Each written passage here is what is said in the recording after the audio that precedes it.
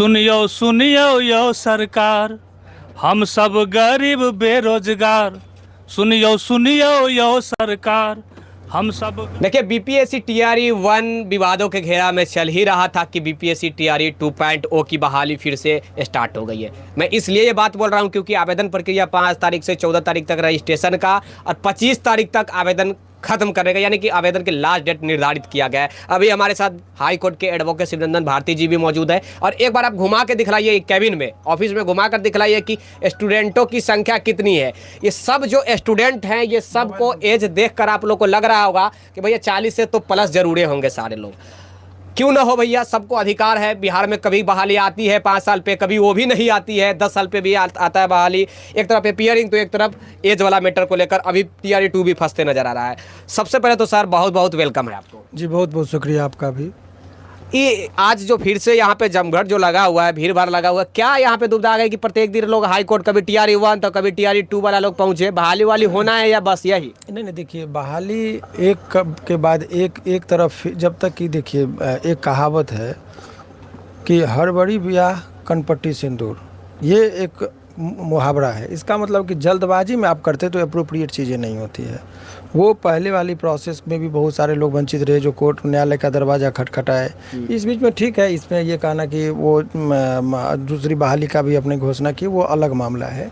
इसमें जो है सो विज्ञापन में जो आयु सीमा जो रखी गई है, तो आयु सीमा, सामान्य आयु सीमा के कुछ अपवाद किए गए हैं।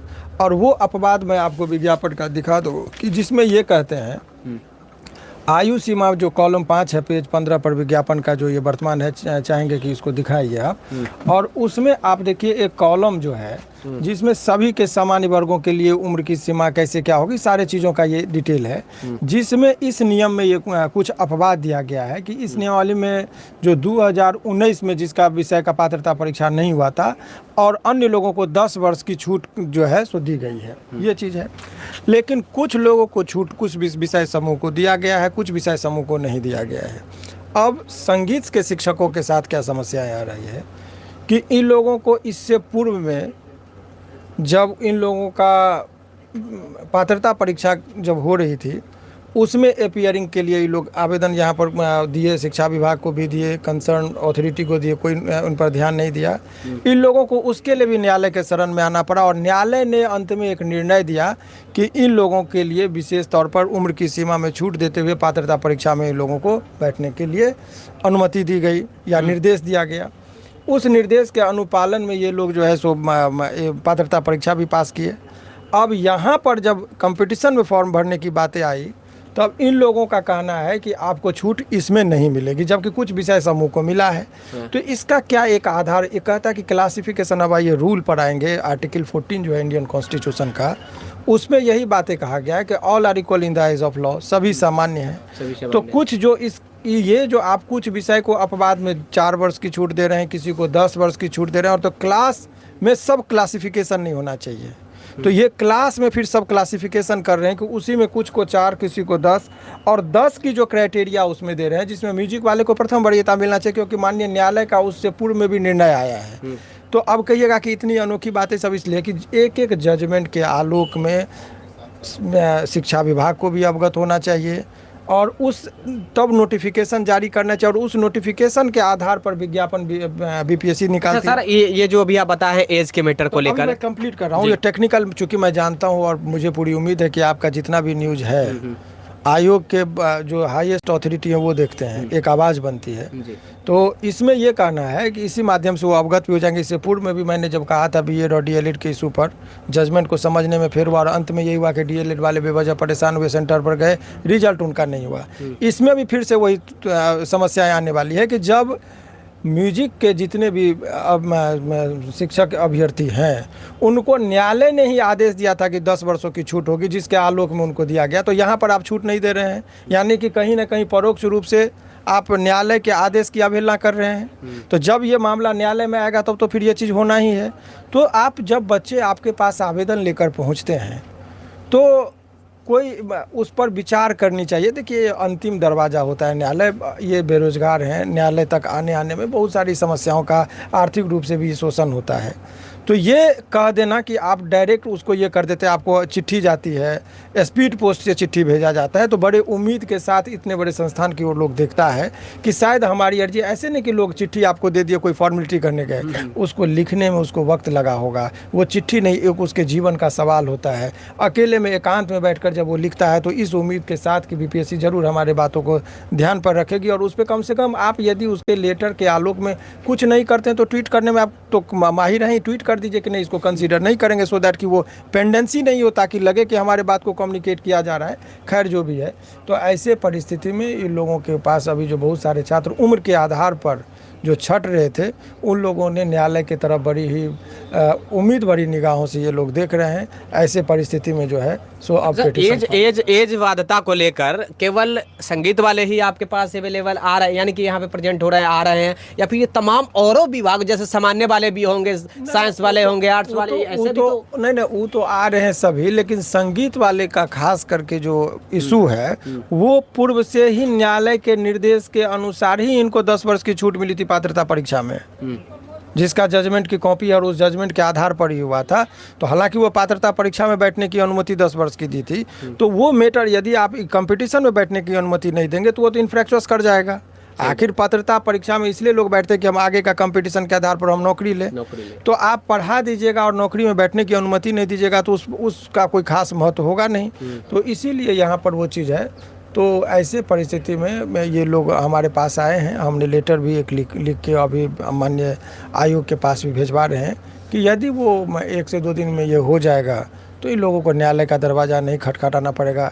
इन लोगों पर रहम करनी चाहिए कि जो लोग हैं, देखिए न्यायालय से तो देर सवेर न्याय लोगों को मिलती है, लेकिन इसमें बहुत हरास होते हैं, तो ऐसे लोगों को बेवजह हरास नहीं होना पड़े तो ये ज़्यादा अच्छा है। लेकिन इन लोगों के आग्रह पर फिर एक पिटीशन हम लोग फाइल करने जा रहे हैं कोर्ट में। मतलब एक तरफ रिक्वेस्ट भी कर रहे हैं आवेदन देकर, दूसरी तरफ पिटीशन भी फाइल कर रहे हैं, यही ना? हाँ, अभी कल तक हम लोग देख लेंगे यदि कोई नहीं आया। मतलब तमाम ये दूसरी बात आप जरा देखिए, इस एग्जाम का एक और बहुत कॉमन इशू है, जरा आपके कैमरामैन को हम कहेंगे जरा कैलेंडर आप दिखाइए, वहाँ पे लगा हुआ है 11 से लेके आप 21 तक देखिए, बिहार में जो लाल दिख रहे हैं वो छुट्टी है, हाई कोर्ट का कैलेंडर है। अब ऐसे परिस्थिति में आपने जो डेट निर्धारित किया है फॉर्म का, उस फॉर्म के डेट के मुताबिक अभी 25 तक है, 17 तक इनको रजिस्ट्रेशन का डेट है। अब इतना कम टाइम में किसी को जातीय प्रमाण पत्र बनाना है, किसी को आवासीय प्रमाण पत्र बनाना है, किसी को क्रीमी लेयर बनाना है, और सभी लोग जानते हैं कि छठ का त्यौहार बिहार में सबसे बड़ा त्यौहार है, और ऑफिसर भी अपना छुट्टी का जो होता है बचा के रखते हैं और इस टाइम में लेते हैं।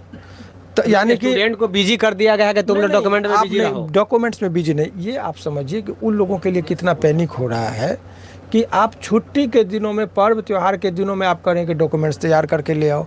किसी का डॉक्यूमेंट्स यूनिवर्सिटी से निकालना है, पता चला यूनिवर्सिटी बंद है, स्टाफ नहीं है, छुट्टी में अपना वो ले लिया है, और इधर आप बाध्य कर रहे हैं कि नहीं तुमको इतना तारीख तक दे देना है। तो भाई इसका ये क्या है?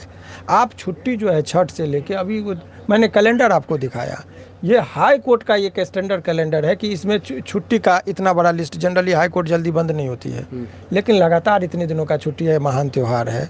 ऐसे परिस्थिति में आप उसको कह रहे हैं कि आप जो है सो डॉक्यूमेंट्स लाइए, फॉर्म भरिए छुट्टी के दौरान, और जहाँ डॉक्यूमेंट्स ऑफिसर वहाँ बैठेंगे नहीं तो कितना मशक्कत। तो ये व्यवहारिक पक्ष को बिल्कुल नहीं देखा जा रहा है, ये सहूलियत देखनी चाहिए। छात्र इतने अभी बेरोजगारी का दौर है, वहाँ जाएंगे, अब क्या होगा, छुट्टी में जानबूझ के वो रहेंगे, अब बैकडोर से उनको काम कराना होगा, उसके लिए भी उनको भ्रष्टाचार किस लेवल पर पहुँच जाएगा। तो ये तमाम तरह के छात्रों की असुविधा का जो है सो ध्यान रखना चाहिए, और तब कोई डेट निर्धारित करनी चाहिए। TRE 2 की हम अभी बात कर रहे थे, TRE 1 भी विवाद में चल रहा है, उसके संबंधित कोई मैसेज है आपके पास? जो क्योंकि आपके पास न जाने सैकड़ों स्टूडेंट आया है हाई कोर्ट में। मैं बता रहा हूँ, अभी तक मैंने जो केस का अवलोकन किया है, बहुत सारे छात्र रीट के लिए आए, रीट फाइल भी हुआ और कुछ और होने वाला भी है। मतलब कुछ हो गया, कुछ और हो रहा है, मैंने उसी में सारे चीज़ है।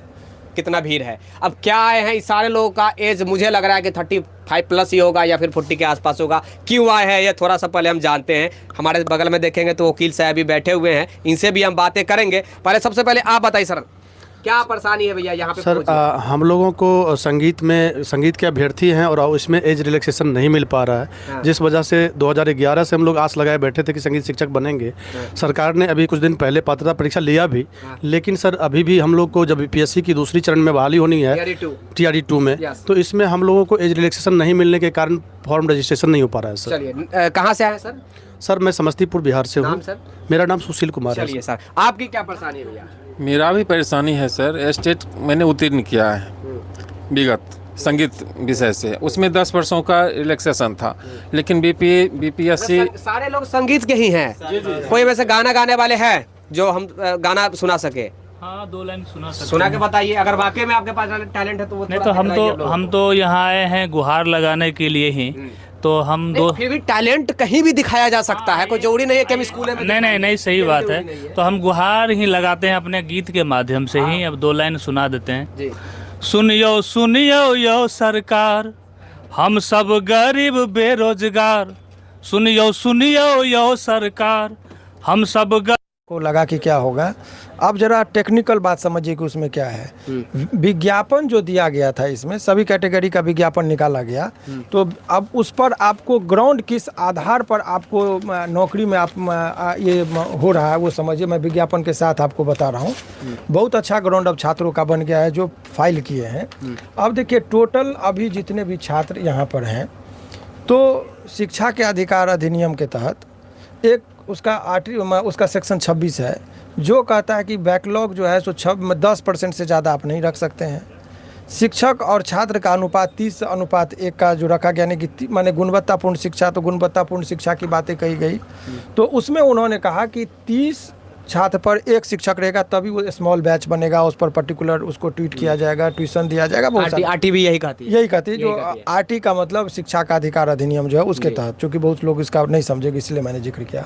उसमें लिखा गया कि आप बैकलॉग आप 10% से ज़्यादा रखने चाहिए। 100 सीट है शिक्षक की तो 90 तक आपको भरना होगा। आप चीज़ों को समझिए।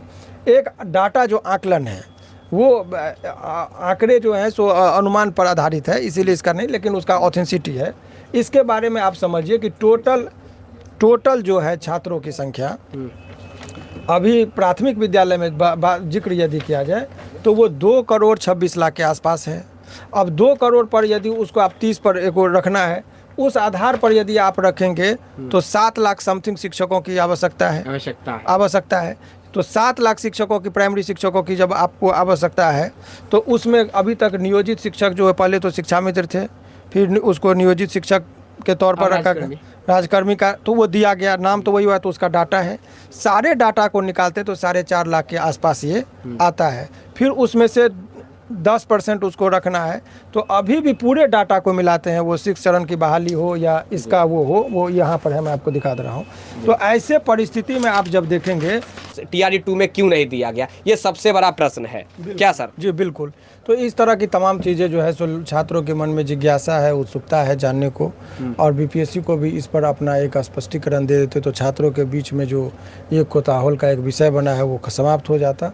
लेकिन देखिए अब न्यायालय के चरण में जाने पर क्या होता है। मतलब आज से एक और केस चालू, मजबूरी है, छात्रों मजबूरी है, जिनका एज मैक्सिमम है उन लोगों का मजबूरी है। तो एज के फैक्टर पर आप, जहाँ तक एज का सवाल आपने कहा, उससे कोरिलेट यदि आप करते हैं, एज ही को तो लेकर ये लोग आए हुए हैं। हाँ, इन लोगों के रिगार्डिंग अब ये लोग संगीत के शिक्षक हैं और इन लोगों को यथासंभव जो भी है न्यायालय में हमारी जो भूमिका होगी हम मदद करेंगे। और इन लोगों को बहुत ही गहरी आस्था और एक बहुत उम्मीद है न्यायालय से। तो देखिए अब इन लोगों के न्याय मिलने में जो हमारी सहायता होगी हम करेंगे। क्या उम्मीद लेकर चला जाए? ये लोग सामने अभी बैठे एकदम टकटकी लगा से देख, क्या उम्मीद लगाया जाए? न्यायालय से कभी कोई आदमी ना उम्मीद नहीं हुआ है। यदि आपके केस में दम होता है तो न्यायालय, दम हो तभी तो आप एक्सेप्ट तो इसीलिए मैं कह रहा हूँ, तो न्यायालय जो है सो सभी को कमोबेश यही लोगों को 10 वर्ष की छूट दिया था। और इन लोगों का वो ग्राउंड जिस पर हम लोगों ने डिटेल डिस्कस किया है, तो सकारात्मक उम्मीद रखनी चाहिए और बहुत जल्दी इन लोगों को रिलीफ मिलने की संभावना है।